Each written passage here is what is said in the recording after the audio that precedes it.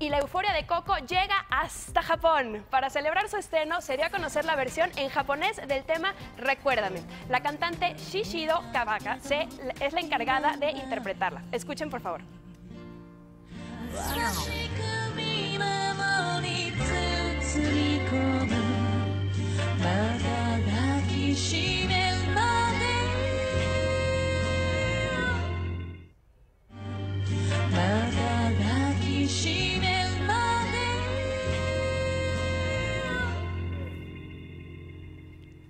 ¿Qué tal oír un mariachi en japonés?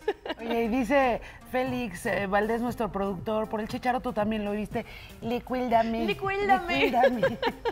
Qué bárbaro, Félix, de veras, ¿eh? Oye, bailaban curioso los mariachis, ¿no? Muy chistoso. En japonés. Fantástico. Gracias, Pau. Nos vemos el lunes, aunque es puente, aquí seguimos el lunes. Pues no, aquí no existen los puentes. Aquí no hay puente, aquí ni modo. chambeamos y... Imagen Noticias con Yuridia Sierra, lunes a viernes 2 p.m. Participa en Imagen Televisión.